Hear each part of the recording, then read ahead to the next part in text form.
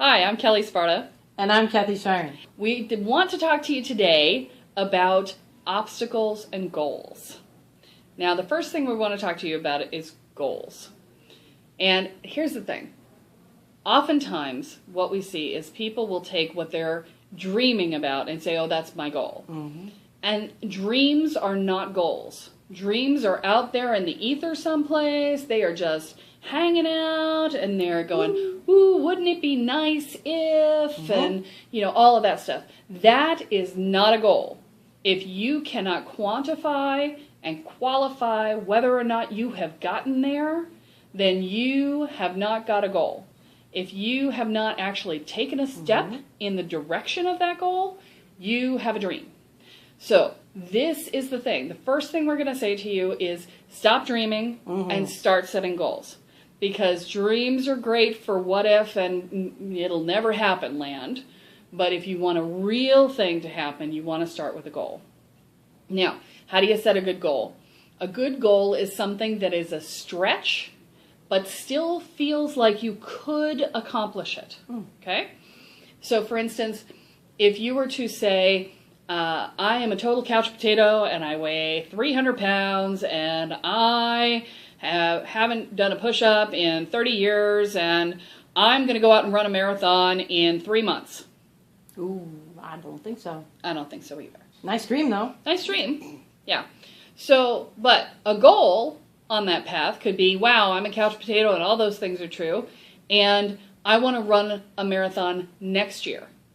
Okay, that's still a stretch. It's a real stretch, right? Because you have not been training, you have not been doing anything. You're going to have to build all your muscle tone from scratch. You're going to hope that you had some muscle tone before so that you can just rebuild it easier, because that tends to be easier that way, speaking from experience. And, yeah. Anyway, so you could, in fact, say, next year, I'm going to run a marathon. And then it still isn't a goal yet. Next year, I'm going to run a marathon. And if you still sit on your couch, eating chips, watching TV, it's a dream, not a goal. Okay? But if you get off your couch and you put down the chips and you get up and you start working out and you start running every single day, or at least walking for a while, right? And you start watching what you eat and eating healthier and choosing wiser amounts of foods and types of foods and whatever. And we all know how to do this. I mean, how many diets have we ever been on? We know how to eat well. So if you start doing that, then there's a good chance that you're going to reach your goal. At the very least, you're going to get healthier. And as long as you stay on track, you'll still get healthier as you go.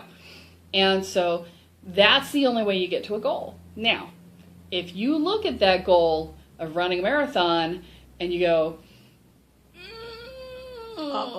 that feels like way too much, then what's going to happen is you're going to go into overwhelm. Yeah. And you're going to shut down and you're going to put your head under the covers and you're going to put your hand back in the chip bag and flip the TV on and go, I'll do the marathon year after next. It'll be fine. Okay? And then you'll never get started. That's why it has to be accessible. I would much rather see you create a goal that is, I'm going to lose 20 pounds in the next year, and I'm going to walk a mile every single day. Then have you say, I want to run a marathon in a year, if that isn't something that you feel like you could do. Okay. Because the first one will get you moving. Okay? There's nothing to say that once you get to that point of walking a mile every single day and losing a couple pounds over the course of a few weeks, you get going and you get motivated, you may get all excited and then say, hey, I could do that marathon now. And now you feel like you could do it. Great. Then it becomes a goal to do the marathon. There's nothing that says you have to be attached to staying with the small goal, but the small goal gets you started towards that bigger goal, that stretch goal. Okay? And so make sure that whatever you give yourself, it's a stretch, but it's not so much of a stretch that it feels unrealistic. Okay? Now, here's the thing. We're going to talk about obstacles in a minute. But the first thing I'm going to tell you about obstacles, before we even get into the details about obstacles, because she's really good at this, is that you have two choices in life. You can either focus on the obstacle or you can focus on the goal. But whichever one you focus on, that is where you will end up. So choose wisely, young Jedi. So on the path to accomplishing your goals, you've set a great one. It's outside of dreamland. It's realistic. It feels like a bit of a stretch, and but you're making progress. You are going to encounter obstacles. Those obstacles may come in the form of, wow, I'm tired of this. If it's a long-range goal, you may get bored with the process that moves you along that path and say, wow, I don't like being bored, and so you give up. You may feel like at times your progress is really, really slow, and so we're a fast society, and we want to accomplish things very quickly. Magic pill. Yeah, absolutely. And some goals just don't happen with a magic pill. They take consistent effort, commitment, continuing along the path. Some days it just feels like a slog. Oh, another step. I'm just too tired to do this.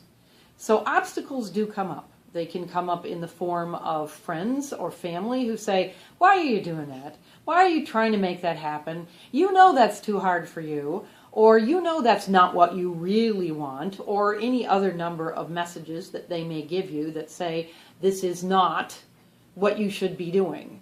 And that can be very demoralizing when you don't have any support. So that's one type of obstacle, is when other people get in your way. The previous one we were talking about is when you get in your way, when you're tired, or when you're bored, or when you are in a place where it says, I don't believe in myself. It's too hard. Yeah. So when you don't believe in yourself, that's an obstacle. When others don't believe in you, that can be an obstacle. And sometimes it's just in the too hard place, life is busy. There's so many things to do. Well, this goal is just one more thing on top of everything else. It's a different kind of overwhelm. Sometimes we have all these things. It's like we enter into an obstacle minefield where no matter, it seems like which way we step, boom, something blows up and now we're stopped. We're up against that wall. It may be something we don't know. Maybe there's nobody supporting us or guiding us, or you've run into a challenge. It could be if you're trying to implement a new business. It may be technology. You may not be the techno-whiz. And so you're up against this technology wall, and all this technology out there says, oh, this is easy. And you're going, my brain is exploding, because it's not easy for you. Not everybody has it easy with technology. So it may be something you don't know. It could be something that you're just not aware of. It could be an internal dynamic. Could be an external issue. Your car breaks down, you break your ankle, whatever. And a lot of people use that as the universe isn't behind me, and maybe this is a bad idea. And you know what? The universe is exactly behind where you actually want to be. And so, we're infinitely creative beings creating an infinitely creative universe. And so if you've broken your ankle when you've committed to run every single day, Yep. You got to look at what's going on in your inner field that you're in resistance on that one. So there's that piece as well, as looking at it and going, well, a sign from the universe isn't necessarily don't go down this path. It could just be a reflection of your inner resistance. And so that's something else that you really have to keep in mind as you're looking at the obstacle piece. Obstacles actually can build strength. They can deepen your commitment. They can teach you skills that you need to succeed. Obstacles are many times in our path as a way of supporting reaching our goal. But when we allow them to stand in front of us like brick walls, then we just get flat forehead syndrome running up against them. Yeah, you're never going to get through an obstacle by beating your head against it. It's just not going to happen. Makes for bad headaches. It not really fun does. at all. And really flat foreheads with lots of scratches. Ooh, it's not ow. good. No, not good at all. Yeah.